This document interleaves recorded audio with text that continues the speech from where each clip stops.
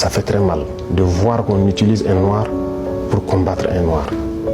Et ça n'a pas commencé maintenant. Il faut que ça s'arrête. Voilà, c'est très dangereux. Même la Libye, qui a détruit la Libye, on a encore utilisé un noir.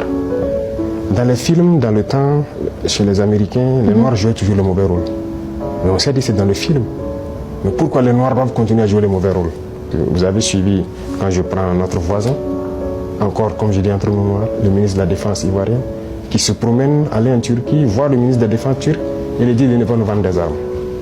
Vous voyez comment ça fait mal. Quand c'est un noir qui se comporte comme ça fait très mal. Ça c'est l'indignité, la forfaiture. J'en parle toujours avec peine. Les complots que nous avons connus ont été fomentés grâce à l'appui des puissances impérialistes, mais avec la complicité des nôtres.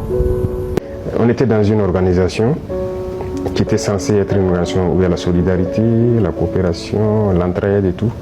Mais on ne peut pas être dans une organisation où vous dites frère et à un moment donné on coupe l'électricité pour que les malades meurent à l'hôpital, que l'économie s'arrête, on ferme les banques pour que vous ne puissiez pas avoir accès à quoi que ce soit. Vos transferts pour acheter le minimum vital, les médicaments et tout, on a empêché ça à certains peuples sahéliens. On a même formé une armée pour venir combattre des peuples sahéliens.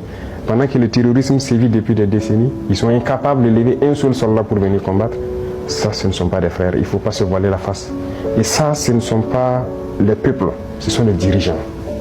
Sinon, les peuples, quand vous regardez, même ces pays de la CEDEAO et tout, les peuples soutiennent et comprennent l'élan de l'AES. Donc ça nous réconforte à nous structurer, à être un modèle pour qu'à l'avenir, ça puisse s'étendre. Voilà. Je vous demande vraiment de voir l'avenir et de revenir à la vérité.